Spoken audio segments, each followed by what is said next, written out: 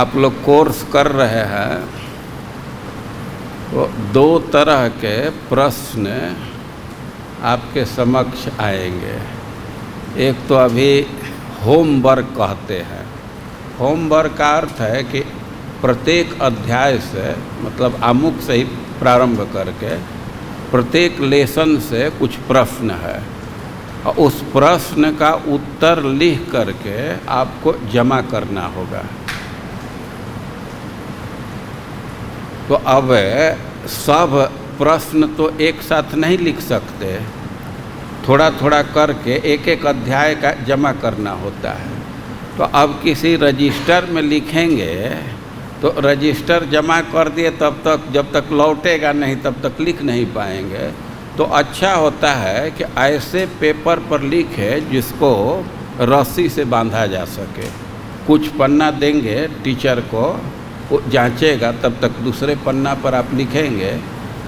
और लेकिन सब एक जगह होना चाहिए, इसलिए उसको रस्सी से बांध करके या जैसे भी इकट्ठा करके रखना होगा। और इसके साथ ही एक क्वेश्चन बैंक होगा। क्वेश्चन बैंक भी सभी छात्रों को प्राप्त होना चाहिए। और मैं चाहूँगा कि धर्मात्मा प्रभु ये सब भक्तों को अपने स्तर से सुलभ करा दे। हमारे पास वो कॉपी है और उसको जीरोक्स करा करके जैसे आप इतनी सेवा कर दीजिए भक्तों की। तो ये जो क्वेश्चन बैंक है, तो इसकी तैयारी आपको अपने लिए करना है परीक्षा के लिए, इसके उत्तर को जमा नहीं करना है। तो उसको रजिस्टर पर आप लिखें या जैसे करना हो। अधिकांश प्रश्न उस क्वेश्चन बैंक से ही आते हैं परीक्षा में, होमवर्क से भी आता है, प्राय दोनों सेम भी कई एक जगह होगा। तो ये सब शुरू से ही आप करेंगे तो बहुत आसान होगा। एक साथ बहुत कार्य बढ़ जाता है तो कठिनाई होती है। हम धर्मात्मा प्रभु को दे देंगे क्लास के बाद वो क्वेश्चन बैंक, वे अपने स्तर से आप तक पहुंचाएंगे। और आज से हम लोग भक्ति रसामृत सिंधु ग्रंथ प्रारंभ कर रहे हैं। तो आप जानते हैं कि कोई भी महत्वपूर्ण कार्य है तो मंगलाचरण करते हैं। खास करके कोई व्यक्ति ग्रंथ लेखन कर रहा है तो मंगलाचरण अवश्य करता है। उससे बहुत भारी लाभ है। ग्रंथेर आरंभे करी मंगलाचरण, ग्रंथ के प्रारंभ में मंगलाचरण करते हैं।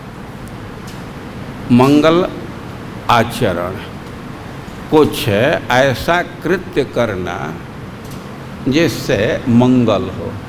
मंगल का अर्थ है कि जो अभीष्ट तक पहुँचावे उसको मंगल कहते हैं। भाई क्या मंगलाचरण करते हैं?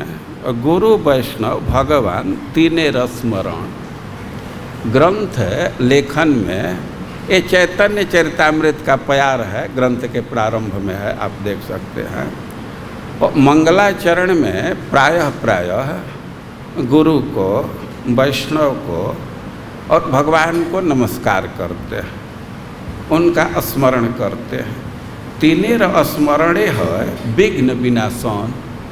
गुरु का, वैष्णव का, भगवान का स्मरण करने का लाभ होता है कि विघ्न समाप्त हो जाता है और अनायासे है निज वांछित पूरण। और मंगलाचरण करते हैं, भगवान का आश्रय लेते हैं, गुरु का आश्रय लेते हैं, तो बिना प्रयास के ही, बहुत प्रयास नहीं करना पड़ता है, और अपने वांछा को प्राप्त कर जाते हैं। हमारा जो अभीष्ट है उसकी पूर्ति हो जाती है। तो मंगलाचरण का यह महत्व है। से मंगलाचरण है त्रिविध प्रकार। मंगलाचरण में 3 का स्मरण करते हैं, लेकिन मंगलाचरण का स्वरूप भी 3 प्रकार का है। क्या क्या? वस्तु निर्देश, आशीर्वाद और नमस्कार। मंगलाचरण में हम भगवान को नमस्कार करते हैं, लेकिन उसी क्रम में प्रायः ग्रंथकार जो रचना कर रहे हैं अपने विषय वस्तु का भी संकेत कर देते हैं। ग्रंथ का क्या विषय वस्तु होगा तो नमस्कार करने के क्रम में ही उसका संकेत कर देते हैं। और आशीर्वाद, अपने श्रोताओं को उत्साहित करते हैं या अपने लिए आशीर्वाद की कामना करते हैं। तो सामान्य रूप से मंगलाचरण का यही स्वरूप है और इसका मॉडल आदर्श श्रीमद् भागवतम है। प्रायः श्रीमद् भागवतम के ही आधार पर वो मंगलाचरण की परंपरा चली है। तो श्रीपाद रूप गोस्वामी ग्रंथ लिखना प्रारंभ कर रहे हैं तो वे सबसे पहले मंगलाचरण कर रहे हैं। तो हम लोग भी रूप गोस्वामी के साथ मंगलाचरण करेंगे और मंगलाचरण के श्लोक पर विचार करेंगे। तो सबसे पहले हम लोग इसमें से कुछ श्लोक का 3 श्लोक की आवृत्ति करेंगे, फिर बाद में और देखेंगे। आप लोग पीछे से बोलेंगे, ओम नमो भगवते वासुदेवाय।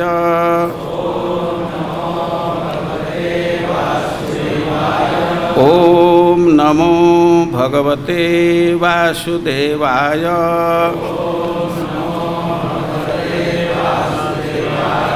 ओम नमो भगवते वासुदेवाय।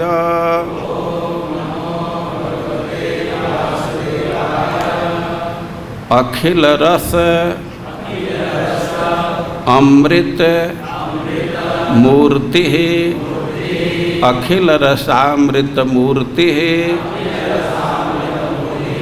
प्रसिमर रुचि रुद्ध तारका पाली, कलित श्यामा ललित राधा प्रेयान विधुर जयति। अखिल रसामृत मूर्ति प्रसिमर रुचिरुद्ध तारका पाली,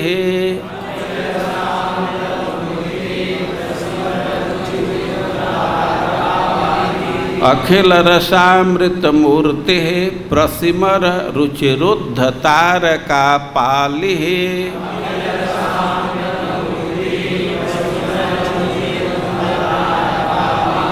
कलित श्यामा ललितो राधा प्रेयान विधुर जयति।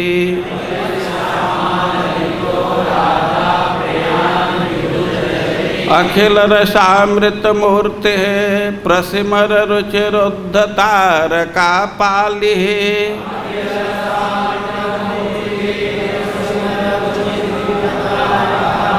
कलित श्यामा ललितो राधा प्रेयान विधुर जयति।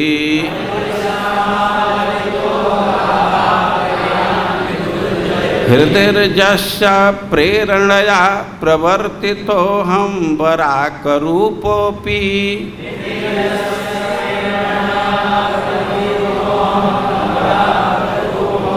हृदयर्जस्य प्रेरणया प्रवर्तितो हम वराकरूपोऽपि,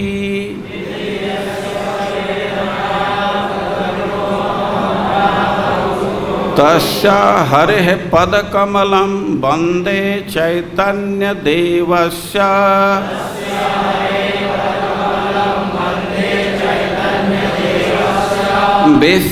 विश्राममन्दिरतया तस्य सनातनतनुर्मतीशस्य,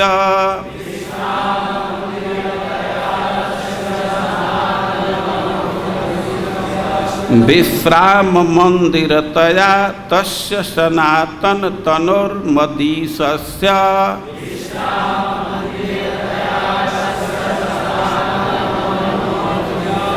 भक्ति रसामृत सिंधु भवतु सदायं प्रमोदाय।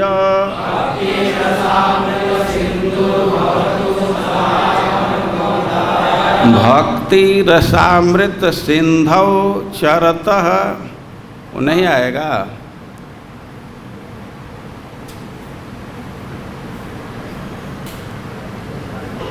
भक्ति रसामृत सिंधौ चरतः परिभूत काल जाल भियः।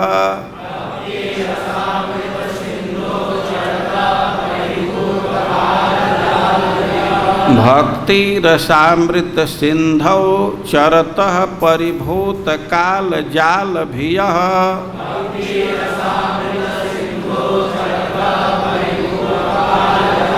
भक्त मकरानशीलित मुक्ति नदिका नमस्यामि।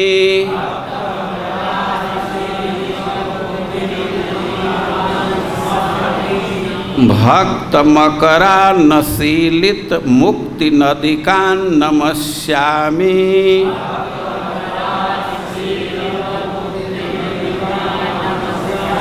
भक्ति रसामृत सिंधौ चरतः परिभूत काल जाल भियः।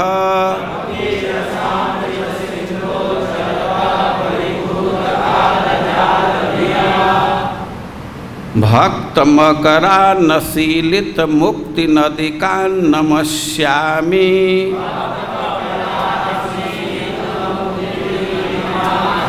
मीमांसक बडवाग्ने कठिनापि कुंठयन् नसौ जिह्वाम।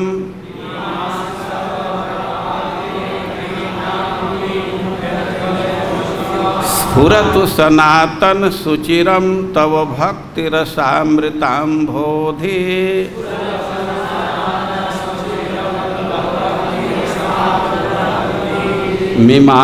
मीमांसक बडवाग्ने कठिनापि कुंठयन् नसौ जिह्वाम।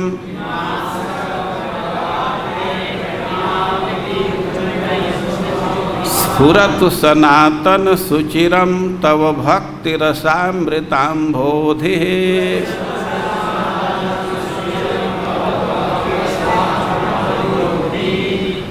फिर से एक नंबर। अखिल रसामृत मूर्ति प्रसिमर रुचिरुद्ध तारका पालि।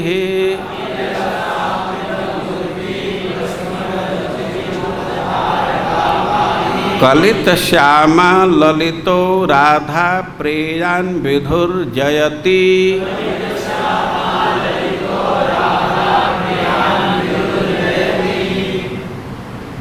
सब लोग को श्लोक दिख रहा है ना। इस श्लोक में मूल वाक्य है विधुर जयति। विधु जयति। जयति उनका जय हो रहा है, उनका उत्कर्ष है। मंगलाचरण में विधु का जयकार कर रहे हैं। ये जयकार और नमस्कार एक अर्थ प्रकट करता है। किसी को नमस्कार कर रहे हैं तो उसके आगे आप झुक रहे हैं, और किसी की जयकार कर रहे हैं तो उसका उत्कर्ष व्यक्त कर रहे हैं। तो दोनों का आशय लगभग एक जैसा है। एक डाउनवर्ड है, एक अपवर्ड है। नमस्कार में अपने तुच्छता को व्यक्त कर रहे हैं, जयकार में उसके उत्कर्ष को व्यक्त कर रहे हैं। और इसमें उत्कर्ष व्यक्त कर रहे हैं किसके? विधु।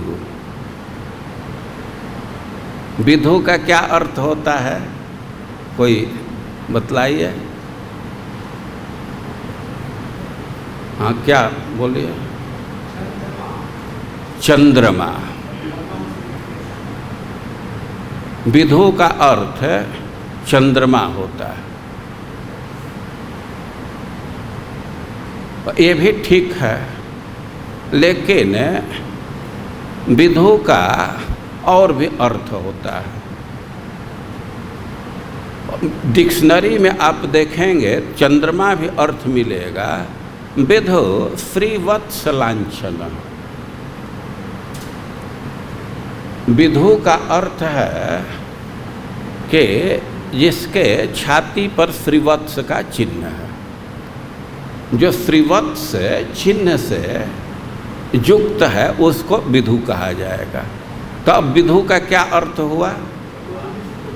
विष्णु।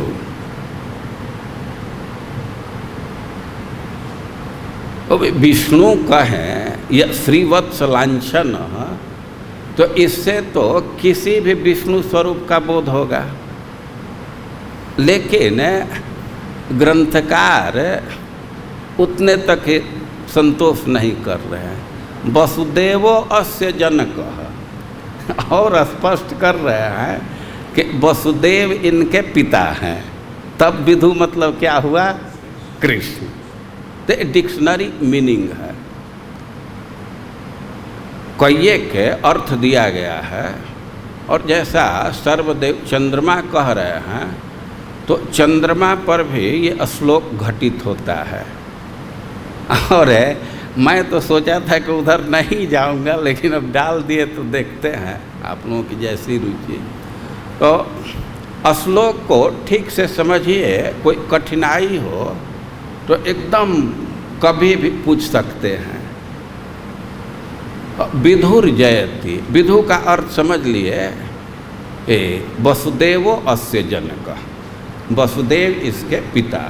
तो स्पष्ट है, लेकिन अब शब्द के अनुसार,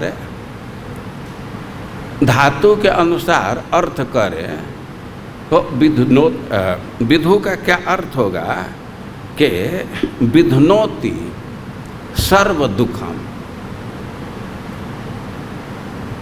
विधुनोति समझ रहे हैं? रुआ धुनना जानते हैं ना? धुन देंगे। अरे क्रोध में होते हैं, अरे तो उसको धुन दूंगा। धुनना समझ रहे हैं ना? और उसी को विशेष रूप से धुना जाए तो उसको विधनोति। तो विधनोति सर्व दुखान इति विधु, जो सारे दुख को खंडित कर दे। विधनोति खंडयति सर्व दुखम, और इसको कहा जाएगा विधु। या दूसरा अर्थ होगा विधनोति अतिक्रामति सर्वम, जो सबका अतिक्रमण कर दे, मतलब सब उसके नीचे हैं। तब इस अर्थ को ग्रहण किया जाए तो किस व्यक्ति का बोध हो रहा है? जिससे सब नीचे है, सबका अतिक्रमण जो कर रहा है, वो कौन ऐसा व्यक्ति है? भगवान। कौन भगवान? एते चांद से कलाह पुरुष कृष्णस्तु भगवान स्वयं। तो विधु शब्द का सीधे अर्थ श्री कृष्ण आ रहा है, स्वयं भगवान आ रहा है। या दूसरे ढंग से भी अर्थ कर सकते हैं, विदधाति करोति सर्व सुखम, जो सारे सुख का विधान कर रहा है। या विदधाति का अर्थ करोति सर्वम, या सब कुछ कर रहा। तो केवल विधु शब्द से भी आप देखें, और इसमें भगवान श्री कृष्ण का बोध हो रहा है। तो मंगलाचरण में भगवान श्री कृष्ण का जयकार कर रहे हैं, उनका उत्कर्ष व्यक्त कर रहे हैं, और उनका वर्णन कर रहे हैं कि अखिल रसामृत मूर्ति। ये विधु कैसा है? अखिल रसामृत मूर्ति, वह सारे रसों का मूर्तिमान स्वरूप है, सारे रसों का परमानंद मूर्ति स्वरूप है। अब श्रीमद् भागवतम से कई एक श्लोक हम लोग आस्वादन कर सकते हैं, लेकिन समय बहुत जाएगा और श्रीमद् भागवतम का क्लास हो जाएगा। मैं बहुत ही सिंपल वे में आगे बढ़ना चाहता हूँ, लेकिन एक एक शब्द को समझते चलिए। अखिल रसामृत मूर्ति, अखिल रस मूर्ति नहीं कर रहे हैं, अखिल रस अमृत परमानंद मूर्ति, आनंद मूर्ति उपगुह्य।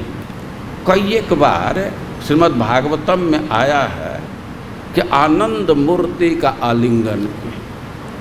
तो भगवान सारे रस के आश्रय हैं, सब रस उनमें है। सब लोग, कोई भी व्यक्ति या विभिन्न व्यक्ति उनसे सारे रस का आस्वादन कर लेते हैं।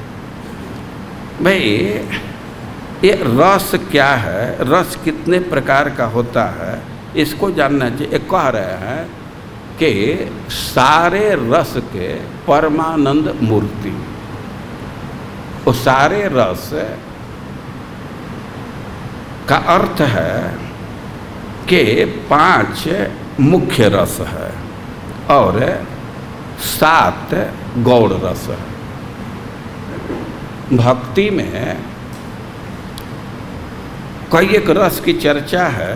श्रीपाद रूप गोस्वामी इसी भक्ति रसामृत सिंधु में रस की चर्चा किए हैं, और उसमें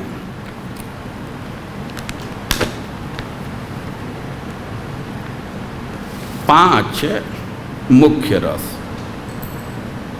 और 7 गौड़ रस, टोटल मिल करके कितना हुए? 12। तो ये रस है। इसका नाम एक बार आप सुन सकते हैं। मुख्य रस है शांत रस, दास्य रस, सख्य रस, वात्सल्य रस और मधुर रस। ये मुख्य रस हैं। और गौड़ रस है हास, अद्भुत, वीर, करुण, रौद्र, भयानक और विभत्स। तो भगवान की विशेषता दे रहे हैं कि अखिल रसामृत मूर्ति और प्रसिमर रुचिरुद्ध तारका पाली। प्रसिमर मतलब फैलने वाला।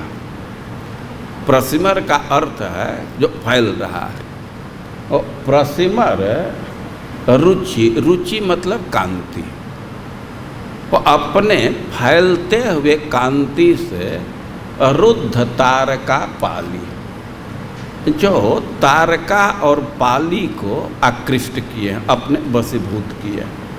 ये तारका और पाली ये कौन है? गोपियों का नाम है। आप वृंदावन में हैं, वृंदावन गोपियों का स्थान है, और गोपियों का कई एक ग्रुप है। उनके विभाजन कई एक ढंग से किया गया है। तो उसमें एक ढंग है, गोपी को विपक्षा गोपी कहा जाता है। सब है राधा रानी को सेंटर में रह करके वर्गीकरण किया गया। और कुछ गोपी तटस्था है और कुछ गोपी स्वपक्षा है।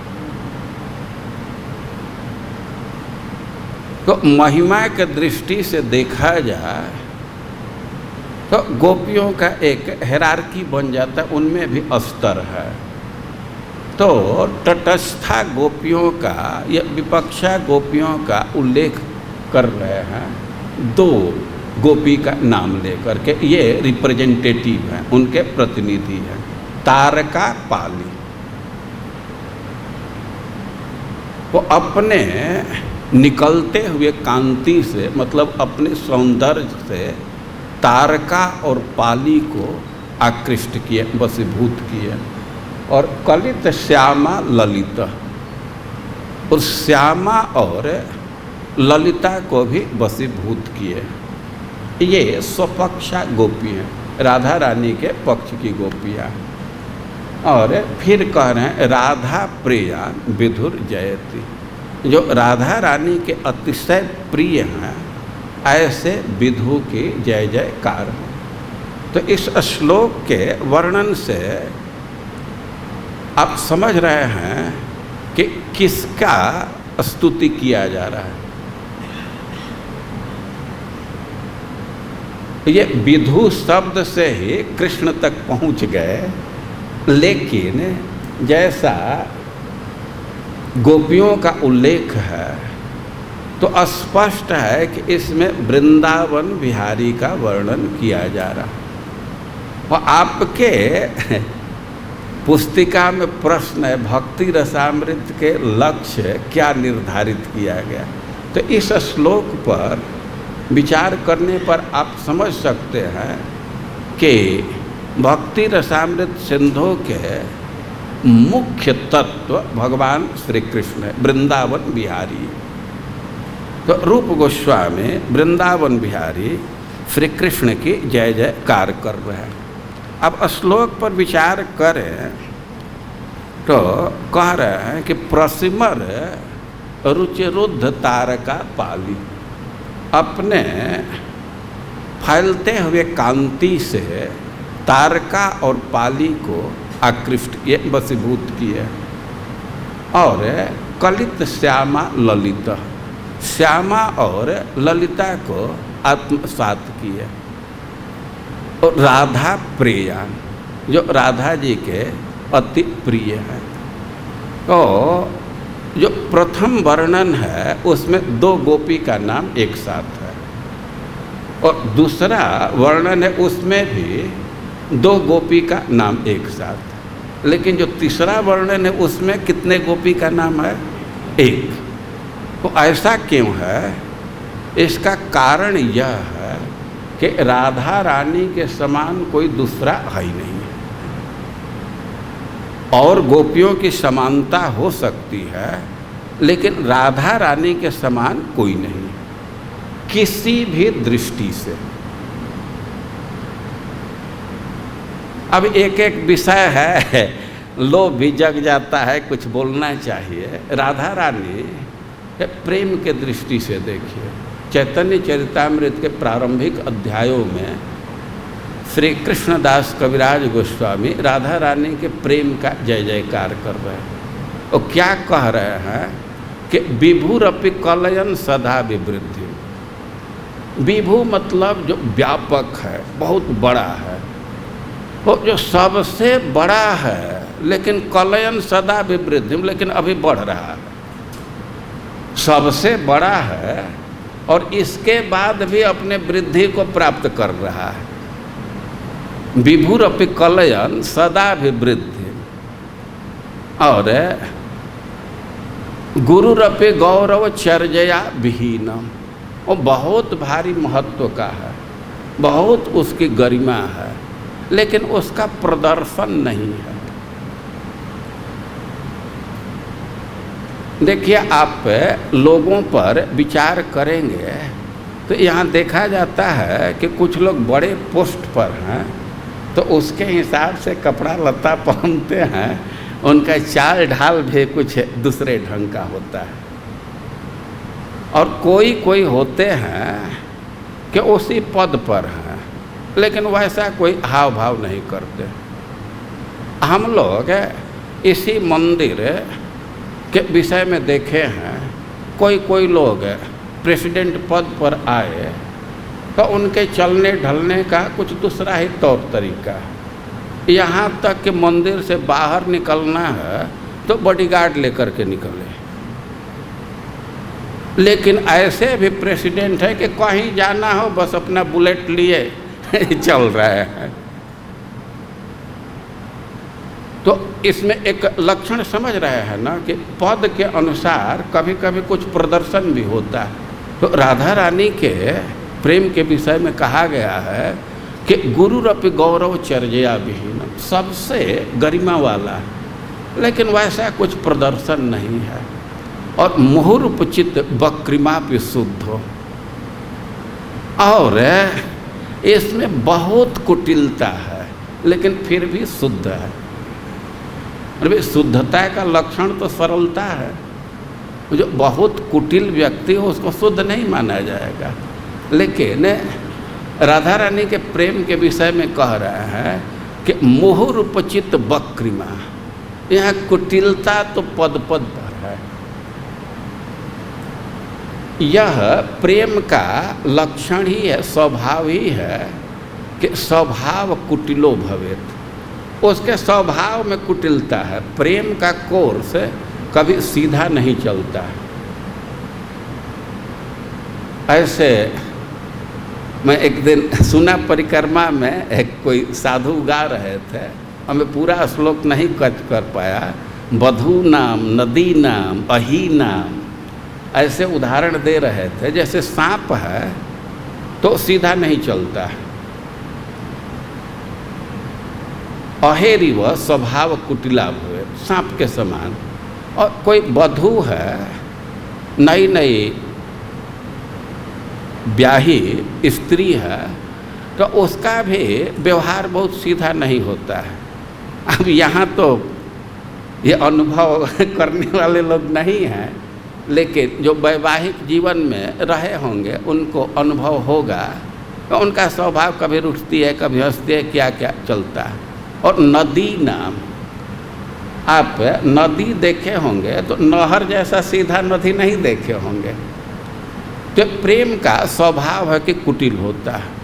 अब राधा रानी का प्रेम तो उतना है कि अब उसमें कितनी कुटिलता है, अब इसका तो वर्णन ही नहीं किया जा सकता। पद पद पर मान होता है। हेतु अहेतुश्च, कभी कभी मान का हेतु होता है और कभी कभी हेतु भी नहीं होता है, कोई कारण नहीं है। कभी कभी मान का हेतु होता है। हेतु का अर्थ है कि जब राधा रानी देखती है कि कृष्ण का माला मर्दित है, इस पर कुमकुम लगा है, तो अनुमान करती है कि किसी दूसरे गोपी का आलिंगन किया, तो रूठ जाती हैं। तो ये तो एक हेतु हुआ। कभी कभी एकदम हेतु नहीं है। प्रिया प्रियतम ऐसे निकुंज में बैठे हैं भगवान का, और श्री विग्रह इतना उज्ज्वल है कि किसी भी व्यक्ति का प्रतिबिंब फलित हो जाता है। वो राधा रानी साथ में बैठी हैं और उनका ही प्रतिबिंब कृष्ण के हृदय पर, छाती पर फलित होता है। अब इसको देख करके अरे ये कपटी कहता है कि हम प्रेम करते हैं, एकदम अपने छाती में बैठाया है किसी स्त्री को। वो तो राधा रानी का ही प्रतिबिंब है, लेकिन ये एकदम छाती पर बैठाया है। इतना मान कर जाते हैं, कृष्ण मनाना चाहते हैं लेकिन एक बात नहीं सुनते, बल्कि झटक देते हैं, माला तक टूट जाता है। ये वक्रिमा है, इसको वक्रिमा कहते हैं। मुहुरूपचित वक्रिमा पे शुद्ध हो। ये बार बार ऐसा कुटिल व्यवहार है, लेकिन सबसे शुद्ध है। जयति मुरद्दसी श्री राधिका अनुराग। कृष्णदास कविराज गोस्वामी श्लोक उद्धृत कर रहे हैं कि ऐसे राधा रानी के प्रेम का जो मुरद्दसी, मुर दैत्य का वध करने वाले कृष्ण में जो प्रेम है राधा रानी के, उसके जय जयकार हो। तो हम ये कह रहे हैं कि प्रेम के दृष्टि से राधा रानी के तुलना कोई नहीं कर सकता। राधा रानी का क्या पोजीशन है आप एक घटना से समझ सकते हैं। सारी गोपियाँ प्रेम करती हैं, और भगवान जब रास लीला कर रहे थे तो हजारों हजारों करोड़ों करोड़ों गोपियाँ थी, लेकिन एक राधा रानी के लिए सबका त्याग कर दिया। तो अब समझ सकते हैं ना कि राधा रानी का क्या स्थान है। और प्रेम के दृष्टि से नहीं, सौंदर्य इत्यादि के भी दृष्टि से, सुकुमारता इत्यादि के दृष्टि से। सुकुमारता के विषय में वर्णन किया गया है कि डिठी हूँ कि भार जाने, देखा तन डिठी भरी। श्री कृष्ण राधा रानी के तरफ देखते हैं तो उनको भय होता है कि हमारे कहीं दृष्टि का भार वो सह पाएंगे कि नहीं। अरे भाई, देखने में कुछ प्रकाश तो जाता है ना, कुछ तो तो दृष्टि की भार भी सह पाएंगे कि नहीं, तो संकोच में पड़ जाते हैं, ध्यान से नहीं देखते हैं। तो यह उनकी सुकुमारता है।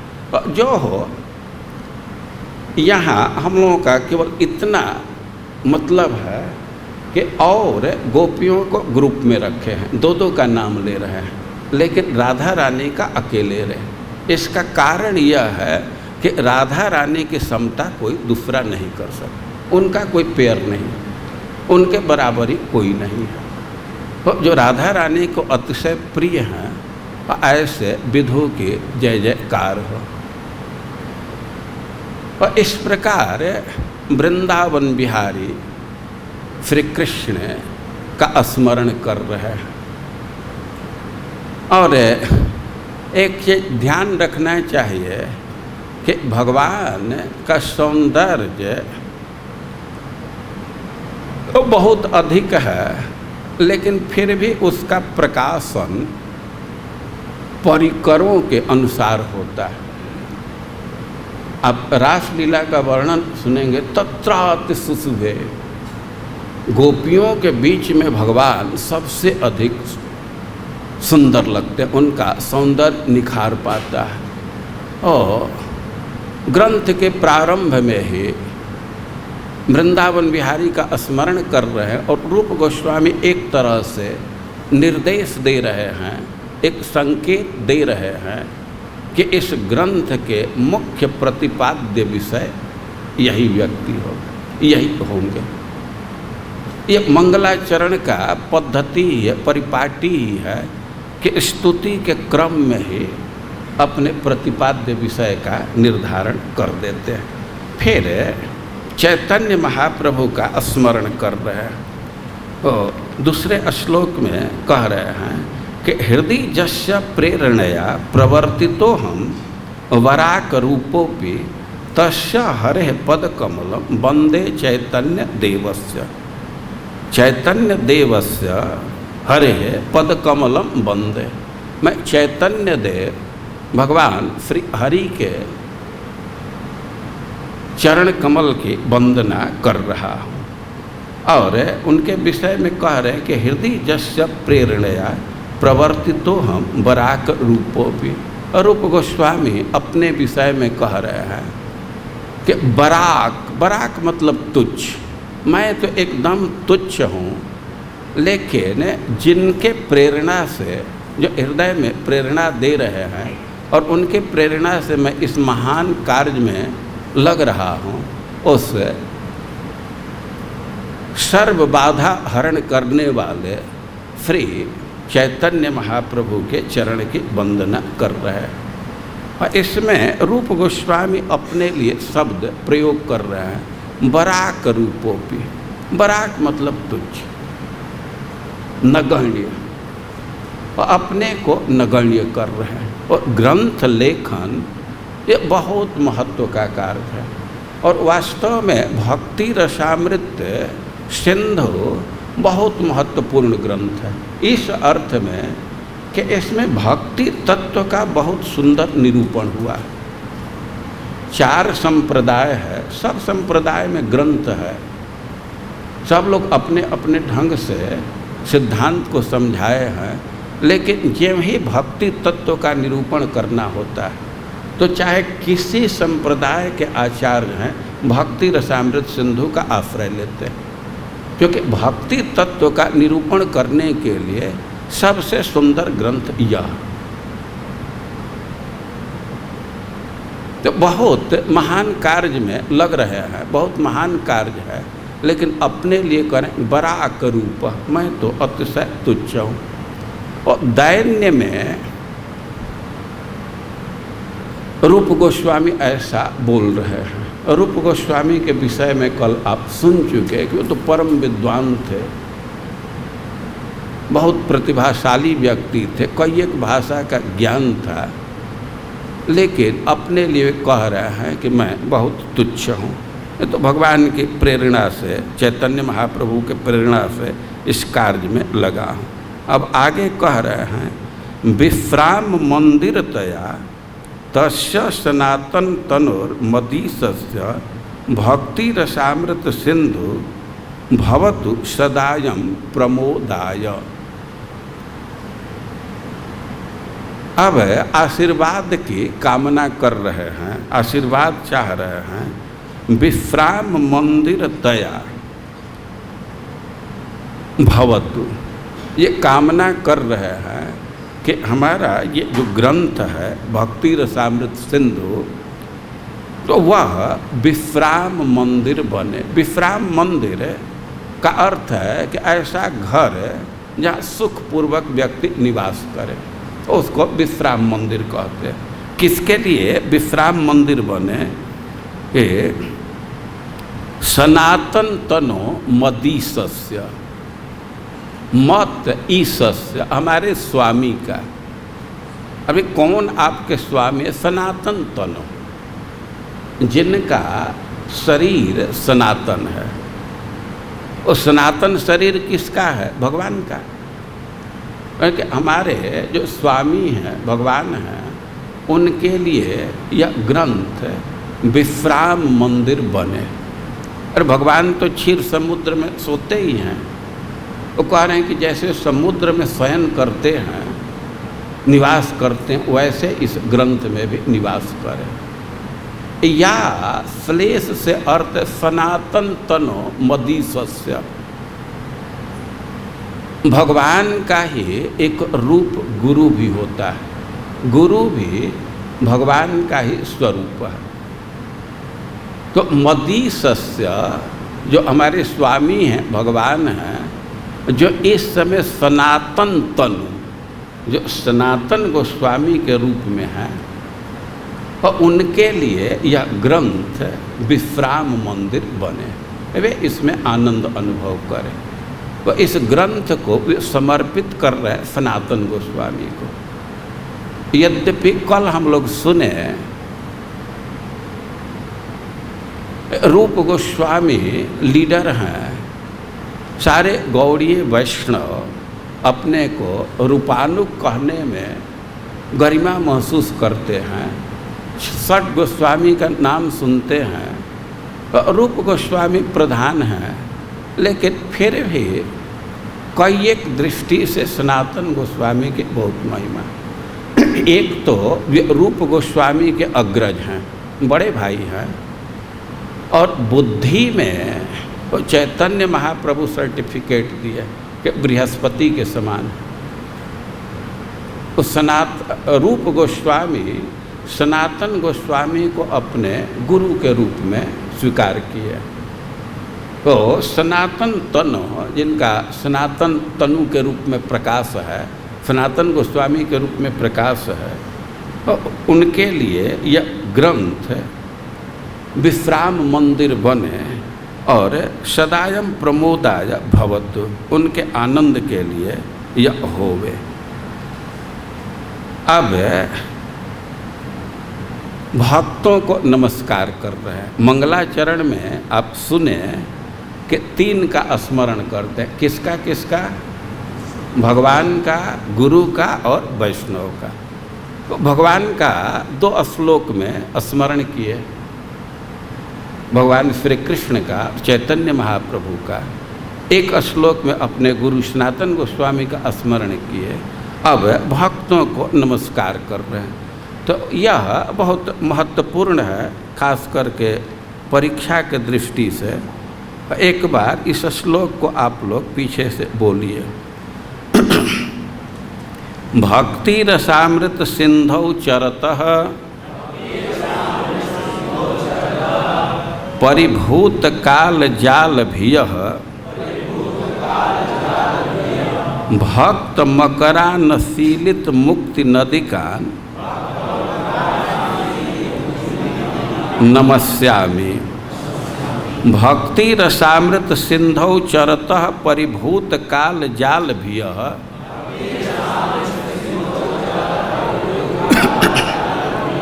भक्त मकरा नशीलित मुक्ति नदिकान नमस्यामि।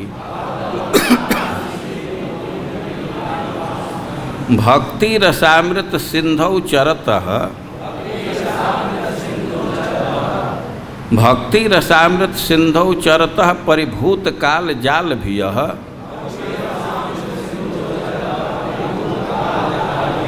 भक्त मकरा नशीलित मुक्ति नदी का नमस्यामि।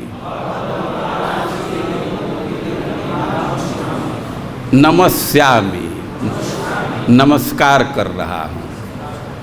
वे किसको नमस्कार कर रहे हैं? भक्त को। यही श्लोक में शब्द है, भक्तान लिखा गया है। भक्तों को नमस्कार करते तो भक्तान लिखते ना। क्या शब्द आ रहा है? भक्त मकरान। भक्त मकर को नमस्कार कर रहे हैं। भक्त को क्या कह रहे हैं? मकर। लेकिन मकर का अनुवाद समझना चाहिए। श्रील प्रभुपाद जी तार्क लिखे।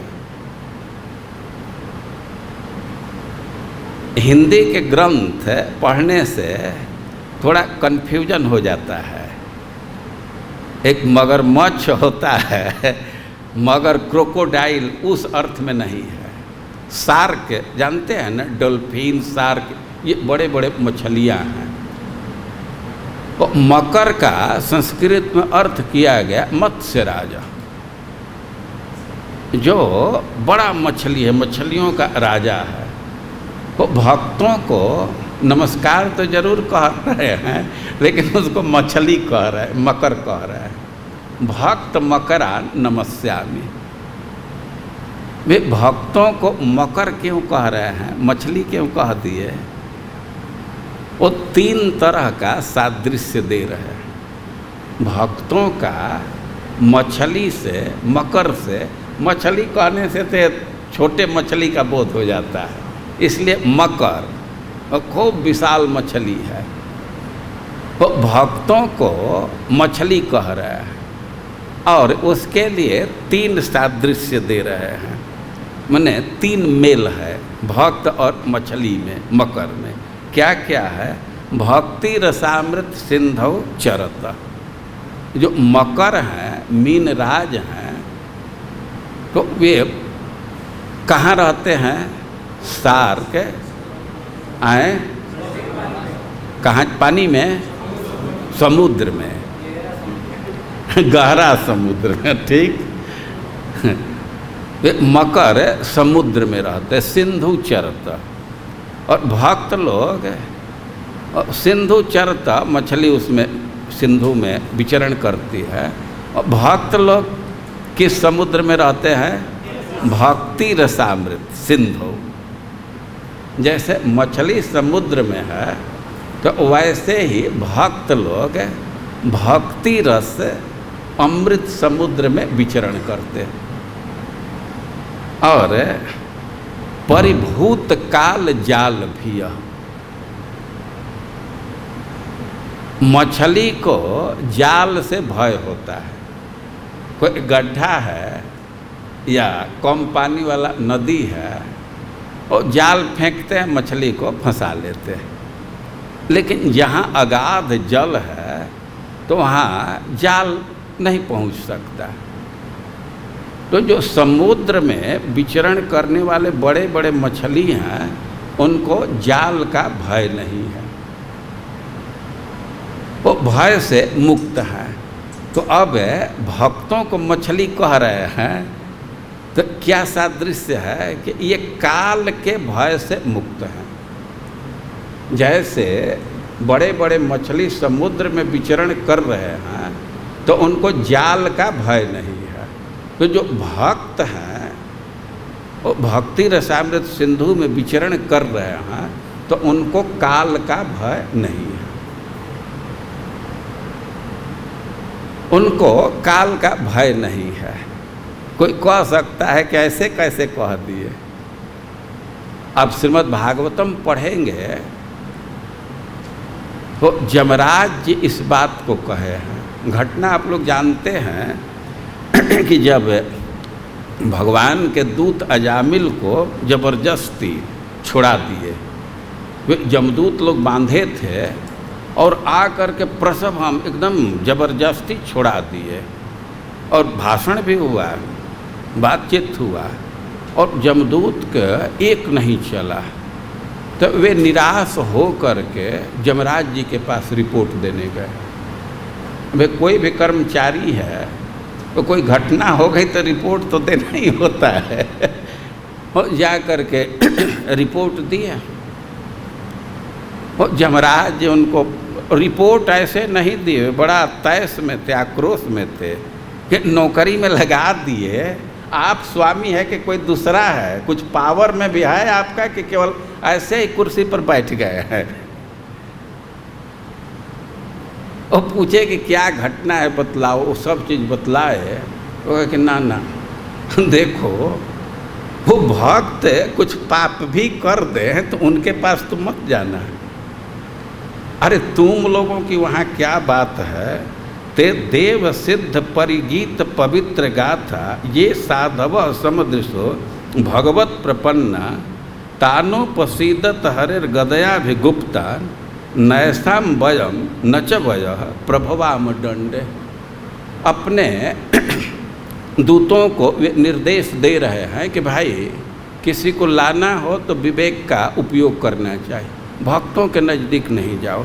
और भक्तों की महिमा गा रहे हैं कि ते देव सिद्ध परिगीत पवित्र गाथा ये साधव समदृशो भगवत प्रपन्ना, जो भगवान की शरणागति स्वीकार किए हैं, सदाचारी हैं और समदृश, जो दूसरे के सुख दुख को अपने समान, अपने सुख दुख के समान मानते हैं, तो तानोपसिद्धत, उनके नज़दीक तुम लोग कभी मत जाओ। अरे कह रहे उनकी कीर्ति तो बड़े बड़े देवता और सिद्ध लोग गाते हैं अपने को पवित्र करने के लिए। और हरे गदया भी गुप्ता है कि ये तो तुम लोग बच गए, ये बहुत भारी भाग्य की बात है कि कुछ दंड नहीं मिला, ऐसे ही लौट आए। क्योंकि ऐसे भक्तों की रक्षा भगवान अपनी गदा से करते हैं। दोबारा कहीं चला गया तो हो सकता है कि तुम लोगों को दंड मिल जाएगा। और कह रहे हैं कि तुम्हारी बात क्या है, नैसाम वयम न च वयः प्रभवाम दंडे। अरे ऐसे भक्तों को दंड देने में हम लोग समर्थ नहीं, काल समर्थ नहीं। काल भी भगवान के भक्तों को दंड देने में समर्थ नहीं है। तो रूप गोस्वामी भक्तों को नमस्कार करते हुए कह रहे हैं कि जैसे अगाध समुद्र में बड़े बड़े मछली विहार कर रहे हैं तो उनको जाल का भय नहीं है, तो वैसे जो भक्ति रसामृत सिंधु में विचरण कर रहे हैं और उन भक्तों को काल का भय नहीं है।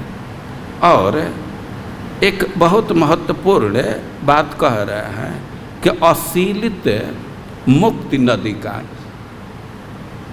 जो समुद्र में निवास करने वाले बड़े बड़े मछली हैं तो नदी के फेरे में नहीं रहते हैं। उनका कभी प्रयास नहीं होता है कि हम नदी को प्राप्त कर लें। समुद्र में विहार कर रहे हैं तो नदी की उपेक्षा करते हैं, नदी को प्राप्त करने की कोई इच्छा नहीं है, उसके लिए कुछ प्रयास नहीं करते हैं। तो नदी के स्थान पर मुक्ति को लिखा गया, असीलित मुक्ति नदी का। जो भक्ति रस अमृत में विहार कर रहे हैं तो भक्त लोग मुक्ति की कामना नहीं करते, उसके लिए प्रयासरत नहीं होते। भाई नदी और मुक्ति में क्या सदृश्यता है, क्या समानता है? और दो दृष्टि से समानता है। एक तो नदी में धारा है, नदी में भी धारा है ना, और धारा इस बात का संकेत कर रहा है कि मुक्ति में भी सुख है, बहुत भारी सुख है। विषय से, जो विषय के भोग से सुख की प्राप्ति होती है, सुख की प्राप्ति होती है, तो उससे अनंत गुना सुख मुक्ति में है।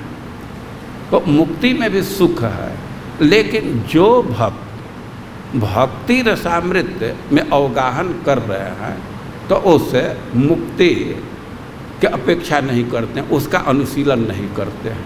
और जैसे नदी है तो उसका पर्यवसान समुद्र में है, तो उसी प्रकार मुक्ति का भी पर्यवसान भक्ति में ही है। और इस दृष्टि से मुक्ति को नदी रखे हैं और भक्तों के विषय में कह रहे हैं कि जैसे बड़े बड़े मछलियां हैं जो समुद्र में विहार कर रही हैं, तो वे मुक्ति नदी की अपेक्षा नहीं रखती है। तो उसी प्रकार भक्त लोग मुक्ति की कामना नहीं रखते, अशीलित, उसके लिए कोई चेष्टा नहीं करते। तो भक्त को मकर कहा गया, मछली कहा गया। तो प्रश्न पूछ दिया जाएगा कि भक्तों को मछली कहा गया, इसको स्पष्ट कीजिए। और मछली और भक्त में 3 तरह से समानता दिखाया गया। क्या क्या? वे समुद्र में विहार करते हैं और उनको जाल रूप काल का भय नहीं होता है, और वे नदी रूप मुक्ति का अनुशीलन नहीं करते हैं। तो ऐसे भक्तों को नमस्कार कर रहे हैं। अब फिर सनातन गोस्वामी से प्रार्थना कर रहे हैं, या भगवान से प्रार्थना कर रहे हैं कि मीमांसक बडवाग्ने कठिनापि कुंठयन नसौ जिह्वा स्फुरतु सनातन सुचिरम तो भक्ति रसामृताम भोधि।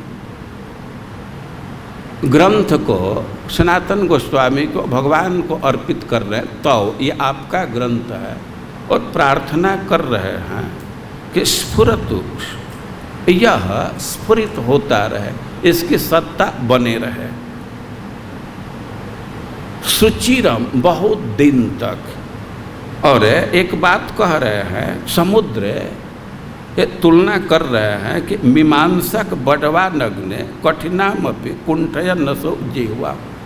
अरे कि जो मीमांसक लोग हैं तो ये इस ग्रंथ के आलोचना करेंगे, इस पर प्रहार करेंगे, लेकिन उनके प्रहार को, उनके निंदा को दबा करके और यह ग्रंथ दीर्घ काल तक स्फुरित होता रहे।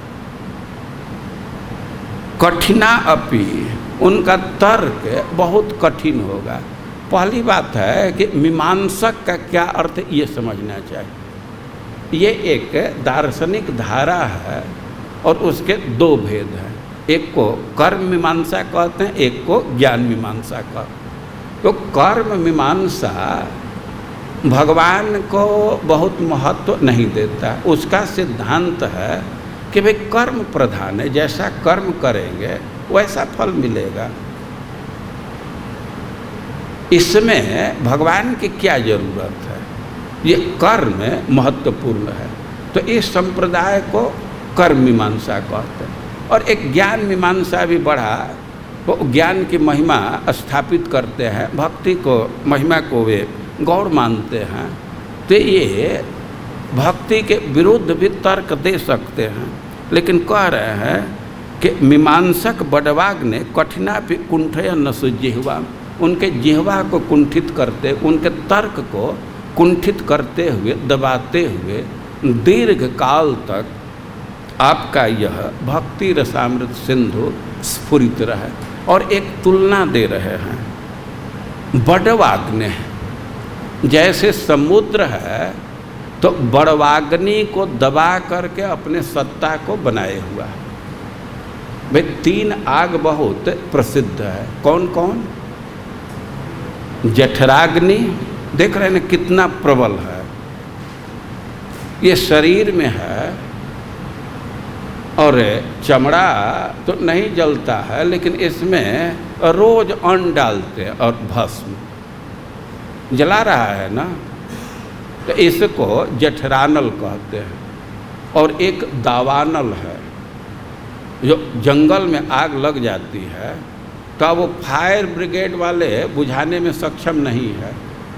संसार दावानल लीढलो का जब घना घनत्वम, जब बारिश होगी बादल ही उसको बुझा सकते हैं, बहुत प्रबल अग्नि है। दावानल के प्रभाव से कई किलोमीटर वन जल करके ध्वस्त हो जाता है। और एक आग है समुद्र में, उसको बड़वानल कहते हैं।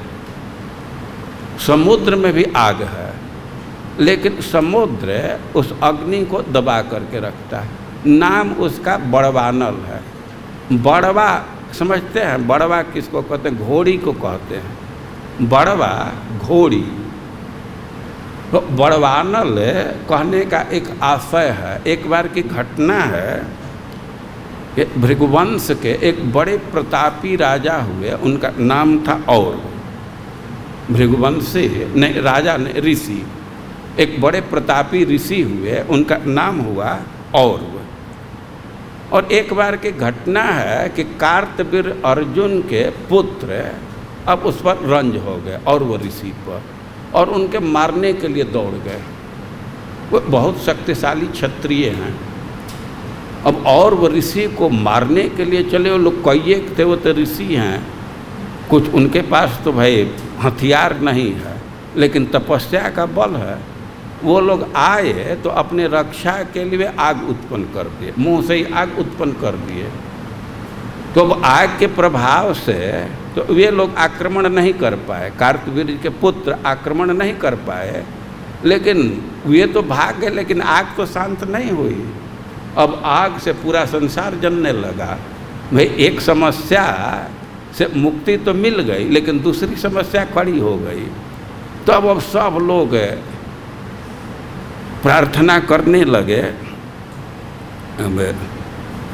तो अब एक व्यवस्था बनाई गई कि उस आग को घोड़ी के मुंह में रह करके समुद्र में डाल दिया जाए। उसे प्रचंड अग्नि को घोड़ी के मुख में इकट्ठा करके और समुद्र में फेंक दिया गया। और उसे सुनते हैं कि 7 ज्वाला निकलता रहा, 7 ज्वाला निकलती रहती उस समुद्र के अग्नि से। उसका नाम भी दिया गया है। एक का नाम है काली, दूसरे कराली, मनोजवा, सुलोहिता, सुधुम्रा, वर्णा और उग्रा। ये बहुत महत्वपूर्ण नहीं है लिखना।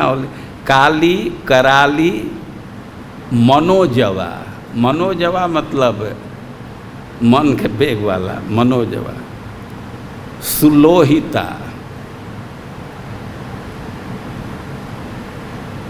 सुधुम्रा, वर्णा, उग्रा। तो समुद्र में जो आग है सप्त जिह्वा उसको कहा जाता है। तो बहुत प्रचंड आग है, लेकिन समुद्र पर उसका प्रभाव नहीं आता है। उसको दबा करके कुंठयन और समुद्र की स्थिति बनी हुई है। तो उसी तरह रूप गोस्वामी प्रार्थना कर रहे हैं कि मीमांसक लोग इस पर आघात करेंगे, तर्क देंगे, लेकिन उनके तर्क को कुंठित करके यह आपका भक्ति रसामृत सिंधु अपने स्थिति को बनाए रहे, इसका अस्तित्व बना रहे। और ऐसे ये प्रार्थना कर रहे हैं। और अब आगे एक बहुत महत्वपूर्ण बात कह रहे हैं रूप गोस्वामी। वे कह रहे हैं कि भक्ति रसस्य प्रस्तुति अखिल जगन मंगल प्रसंगस्य अज्ञेनापि मयास्य क्रियते सुहृदाम प्रमोदाय। भक्ति रसस्य प्रस्तुति, इस ग्रंथ में भक्ति रस का प्रस्तुतिकरण है। भक्ति रस को प्रस्तुत कर रहा है। किस? अच्छा, प्रस्तुति तो भक्ति रस का है, लेकिन अखिल जगन मंगल प्रसंगस्य, जिसका या जो सारे संसार का मंगल करने वाले हैं और उन्हीं का प्रसंग है। इसमें 2 शब्द आ रहा है, प्रस्तुति और प्रसंग। तो इसी विषय को समझने के लिए नहीं आप लोग शास्त्र के विद्यार्थी हैं, और ये शब्द समझना चाहिए। प्रस्तुति का अर्थ होता है कि जो मुख्य विषय है जिसको हम प्रेजेंट कर रहे हैं, लेकिन उसको स्थापित करने के लिए जो विषय आ जाता है उसको प्रसंग कहेंगे। समझ रहे हैं? एक मुख्य विषय है जिसको स्थापित करना चाहते हैं, उसको प्रस्तुत करना चाहते हैं, लेकिन उसके स्थापना के लिए और जो जो विषय आ जाता है तो उसको प्रसंग कहते हैं।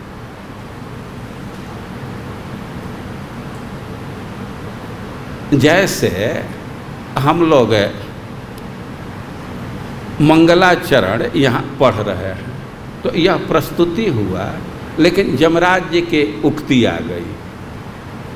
यमराज और उनके दूतों की बात में बोला, एक श्लोक बोला ना, तो उसको प्रसंग कहा जाएगा। इस बात की स्थापना के लिए वो आ गया। तो प्रस्तुति तो भक्ति रस है, लेकिन प्रसंग कौन है? श्री कृष्ण, और सारे संसार का मंगल करने वाला। तो अज्ञेनापि मयास्य क्रियते सुहृदां प्रमोदाय, कि यद्यपि मैं अज्ञ हूँ, लेकिन भक्तों के आनंद के लिए मैं इसका प्रस्तुति कर रहा हूँ। तो रूप गोस्वामी पुनः अपने को अज्ञ कह रहे हैं। अज्ञ, अज्ञ मतलब मूर्ख, कि यद्यपि मैं मूर्ख हूँ, लेकिन भक्तों के प्रसन्नता के लिए मैं भक्ति रस का प्रस्तुति कर रहा हूँ। पहले वे कहे हैं कि बराक रूपोपि हृदय जस्य प्रेरणया, मैं तो चैतन्य महाप्रभु के प्रेरणा से तुच्छ होने पर भी इस महान कार्य में लगा हूँ। और रूप गोस्वामी के मनोभाव पर विचार कीजिए। रूप गोस्वामी हैं बड़े विद्वान, और रूप गोस्वामी जो शब्द बोल रहे हैं तो सरस्वती जी का अर्थ दूसरा ही है। जैसे बराक शब्द है तो एक बराक मतलब तुच्छ, लेकिन दूसरा भी अर्थ होगा वरम श्रेष्ठम आ सम्यक कायते शब्दायते, जो खूब बढ़िया से सेप दे, जो खूब सुंदर शब्दों में निरूपण करे, उसको बराक कहा जाएगा। तो वास्तव में रूप गोस्वामी के लिए तो यही सुटेबल अर्थ है। यहाँ अज्ञ, अज्ञ मतलब जो कुछ नहीं जानता है, लेकिन दूसरे ढंग से अर्थ कीजिए तो ज्ञ मतलब विद्वान, और अ मतलब उसके समान जो दूसरा विद्वान न हो। तो रूप गोस्वामी के समान कोई दूसरा विद्वान नहीं है, लेकिन वे अपने को अज्ञ कह रहे हैं, और कह रहे हैं कि मैं तो भगवान की प्रेरणा से, चैतन्य महाप्रभु के प्रेरणा से इस कार्य को कर रहा। अवसर पा करके श्रील प्रभुपाद जी लिखते हैं कि किसी भी प्रचारक का मनोभाव यही होना चाहिए। उसमें यह अभिमान नहीं होना चाहिए कि मैं बहुत ज्ञानी हूँ, बल्कि उसको सदैव इस मनोभाव में होना चाहिए कि हम तो भगवान के गुरु के एक यंत्र हैं। जैसे वे नचा रहे हैं, उनके शक्ति से हम कुछ कर रहे हैं। हम गुरु और भगवान के एक इंस्ट्रूमेंट हैं। प्रीचर को इसी मनोभाव में रहना चाहिए। और इस प्रकार अब रूप गोस्वामी अपने विषय को प्रस्तुत कर रहे हैं, और चूँकि इस ग्रंथ का नाम सिंधु दिए, सिंधु मतलब समुद्र, तो जैसे समुद्र का वर्गीकरण होता है वैसे ही वर्गीकरण भी किए हैं। एतस्य भक्ति, एतस्य भगवत भक्ति रसामृत पयोनिधे चत्वारः खलु वक्ष्यन्ते भागः पूर्वादयः क्रमात्। भाई समुद्र के निकट जाए तो समुद्र में तो किसी दिशा से व्यक्ति आ सकता है ना, पूरब, दक्षिण, पश्चिम, उत्तर। तो जैसे समुद्र के दिशा का निर्धारण किया जाता है, तो वैसे ही अब चूँकि ग्रंथ का नाम सिंधु दिए हैं, भक्ति रसामृत सिंधु, तो इसके भी 4 भाग किए हैं। कौन कौन 4 भाग? पूर्व भाग, दक्षिण भाग, पश्चिम भाग और उत्तर भाग। तो तत्र पूर्वे विभागेस्मिन् भक्ति भेद निरूपके अनुक्रमेण वक्तव्यम लहरीणाम चतुष्टयम्। ग्रंथ के कितने विभाग हो गए? 4। कौन कौन? पूर्व, दक्षिण, नहीं क्रम से चलिए, पूर्व, दक्षिण, पश्चिम और उत्तर। अब कह रहे हैं कि जो पूर्व विभाग है तो इसमें भक्ति के भेद को निरूपित किया गया और इसके 4 लहरी है। अब समुद्र में जाइए तो पूरब के तरफ भी लहर जाता है, दक्षिण के तरफ भी लहर जाता है, पश्चिम के तरफ भी लहर जाता है, उत्तर के तरफ भी लहर है। तो उसी हिसाब से अब ग्रंथ का विभाजन कर रहे हैं। जो पूर्व विभाग है इसको 4 लहरी में विभक्त किए। वो 4 लहरी में भक्ति के भेद को स्थापित किए। तो ये जो प्रथम लहरी है इसमें भक्ति का सामान्य रूप से वर्णन किए। अब इसी को समास में कह देते हैं सामान्य भक्ति। लेकिन अब इसमें कठिनाई क्या हो जाती है कि भक्तों को भ्रम हो जाता है कि भक्ति के 4 विभाजन है क्या? भक्ति का तो 3 विभाजन है। कौन कौन? सामान्य भक्ति नहीं, साधन भक्ति, भाव भक्ति और प्रेम भक्ति। लेकिन ये जो 3 भक्ति है इसका पहले एक सामान्य विवरण दे रहे हैं। ये 3 भक्ति का ही एक सामान्य विवरण है तो इसको सामान्य भक्ति कहते हैं। ये पीछे के विद्यार्थियों को कन्फ्यूजन हुआ है इसलिए मैं इसको स्पष्ट करना चाहता हूँ। भाई इस्कान वृंदावन,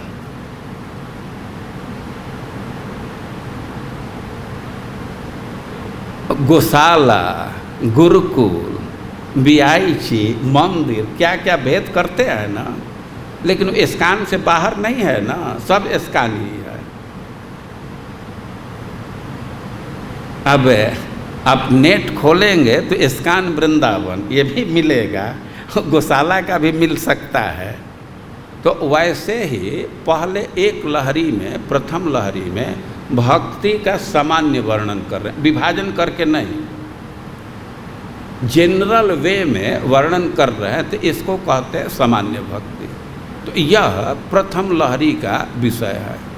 और दूसरे लहरी में साधन भक्ति का वर्णन है, तीसरे लहरी में भाव भक्ति का वर्णन और चौथे लहरी में प्रेम भक्ति का वर्णन है। तो इस प्रकार ये अपने ग्रंथ का एक विवरण दे रहे हैं और कह रहे हैं कि तत्रादौ सृष्टि तत्रादौ सुष्टु वैशिष्टम अस्या कथेतुम स्फुटम लक्षणम क्रियते भक्तिर उत्तमाया सताम मतम। कि भक्ति के विशेषता को कहने के लिए पहले उसके लक्षण को, उसके परिभाषा को स्थापित कर रहे हैं। संस्कृत में लक्षण और परिभाषा वो समानार्थक है। तो लक्षणम क्रियते, भक्ति की परिभाषा कर रहे हैं, लक्षण कर रहे हैं। किस लिए? इसके विशेषता को कहने के लिए। तो 2 चीज़ का उल्लेख कर रहे हैं, एक भक्ति की परिभाषा और इसकी विशेषता। और यही हम लोगों का मुख्य विषय होगा प्रथम लहरी में। भक्ति के विशेषता को पढ़ना है लेकिन उसके पहले परिभाषा को पढ़ना है। तो मंगलाचरण करके अब विषय वस्तु का एक निर्देश दे रहे हैं और इसके बाद जो सर्वाधिक महत्वपूर्ण श्लोक है, जो भक्ति की परिभाषा है, और उसको प्रस्तुत कर रहे हैं। और यह आप लोगों के लिए मेमोरी वर्स है, ये सबको याद होना चाहिए। इससे श्लोक को ठीक ठीक समझ जाएंगे तो परीक्षा में 10 नंबर 15 नंबर सिक्योर कर सकते हैं। क्योंकि यह दोनों काम में आएगा, मौखिक परीक्षा में आ सकता है, श्लोक लिखने के काम में भी आ सकता है और इस पर प्रश्न जरूर रहेगा। और इसलिए बहुत महत्वपूर्ण है और अधिकांश लोगों को तो पहले से याद है, लेकिन अर्थ सुनेंगे तो अधिकांश लोग अनुभव करेंगे कि ना, श्लोक तो जानते थे लेकिन इससे परिचय नहीं था। तो एक बार इस श्लोक को आप लोग साथ में बोल लीजिए, सब लोग साथ में ही बोलिए। अन्याभिलाषिता शून्यम ज्ञान कर्माद्यनावृतम आनुकूल्येन कृष्णानुशीलनम भक्तिरुत्तमा। तो कल से हम लोग इस श्लोक का विश्लेषण प्रारंभ करेंगे, और हो सकता है कि कल तो पूरा नहीं होगा, एक दो दिन इस पर विचार करेंगे। और इस प्रकार हम लोग भक्ति रसामृत सिंधु प्रारंभ कर रहे हैं। ये मंगलाचरण का श्लोक है। इसमें जो भक्तों को मकर कहा गया, मछली कहा गया, यह बहुत महत्वपूर्ण है, इस पर विचार कर लेना चाहिए। और किसी को कुछ पूछना हो तो पूछ सकते हैं।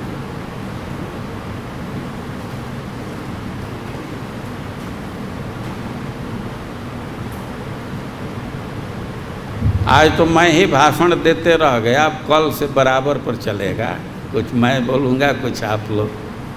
हरे कृष्ण। यहाँ पर अब तो 3 प्रकार का मंगलाचरण का जो वर्णन हुआ, एक वस्तु, निर्देश, आशीर्वाद और एक क्या? नमस्कार। आशीर्वाद ही नमस्कार आए। आशीर्वाद नमस्कार दोनों। हाँ, नमस्कार भगवान को करते हैं, गुरु को करते हैं, भक्त को करते हैं, और आशीर्वाद अपने श्रोता को देते हैं, या गुरु से भगवान से आशीर्वाद की याचना करते हैं। दोनों परंपरा है। अब कृष्णदास कविराज गोस्वामी ग्रंथ लिखना प्रारंभ किए, चैतन्य चरितामृत। तो विद्वान थे, गोविंद लीलामृत लिखे हैं, तो भगवान के लिए श्लोक लिखे, और प्रसिद्ध श्लोक है गुरुन् वैष्णवांश्च, सबको नमस्कार किए। लेकिन अब आशीर्वाद देने की बात आई तो उनके कलम रुक गया। वे तो ऐसे दैन्य में हैं कि आशीर्वाद कैसे दे। तब वे नया तरीका लगे कि आशीर्वाद देंगे नहीं, आशीर्वाद मांगेंगे। तो सर्वत्र मांगिए कृष्ण चैतन्य प्रसाद। तो आशीर्वाद भी एक विषय है, कहीं कहीं उत्साहित करते हैं, कहीं कहीं डायरेक्ट आशीर्वाद देते हैं।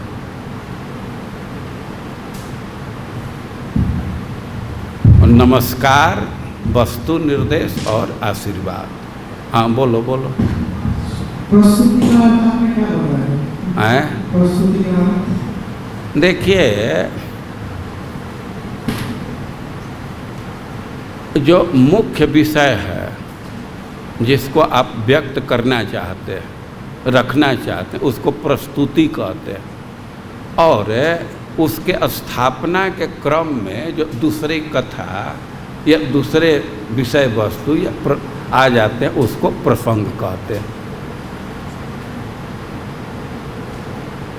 तो भक्ति रस प्रस्तुति है और भगवान कृष्ण प्रसंग है।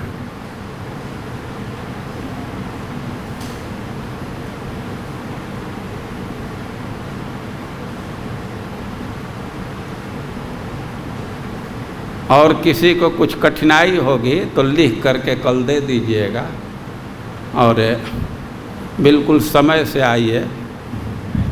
और किसी का परीक्षा बाकी रह गया हो तो अभी पेपर हमारे पास है, आज भी दे सकते हैं। और नहीं तो फिर मैं पेपर दे दूंगा, तब तो फिर उधर जानेंगे। किसी का बाकी रह गया हो ईशोपनिषद का मौखिक परीक्षा, तो आज भी हो सकता है। महाराज, आप बोल रहे थे कि 2-3 दिन के बाद एक छोटा सा एग्जाम करेंगे, इस परीक्षा करेंगे, 2-3 दिन के बाद प्रश्न जो है कुछ ये का प्रश्न नहीं मिला। पिछले बार जो किताब दिया गया है इसमें 1-2 ही प्रश्न है, जो काल का जो पढ़ाया गया इसमें। हाँ, एक प्रश्न दूसरे में एक चैप्टर से 1 या 2 प्रश्न 3 प्रश्न दिया गया है, तो उस प्रश्न का उत्तर लिख करके जमा करना होगा, वो रिकॉर्ड में रहता है। जब तक वो होमवर्क जमा नहीं करेंगे तब तक परीक्षा में आपको अलाउ नहीं किया जाएगा। और एक क्वेश्चन बैंक है, वे सुविधा के लिए है कि इतना तैयार कर लेने से प्रायः परीक्षा में कोई कठिनाई नहीं होती है। तो 1-2 दिन में धर्मात्मा प्रभु आप लोगों को सुलभ कराएंगे। आप ये ले लीजिए 2 पन्ना और इसको जीरोक्स करके या जैसे भी भक्तों को सुलभ कराइए। इसमें 107 या 108 प्रश्न, रिसेंट यही है। ये सब भक्तों को सुलभ करा दीजिए अपने स्तर से, और इसको हमको लौटा दीजिएगा। आप परीक्षार्थी नहीं हैं तो ईशोपनिषद का आपका बाकी रह गया है ना, तो तैयार हैं ना? ठीक है। हरे कृष्ण। 2 मिनट की रुकिए।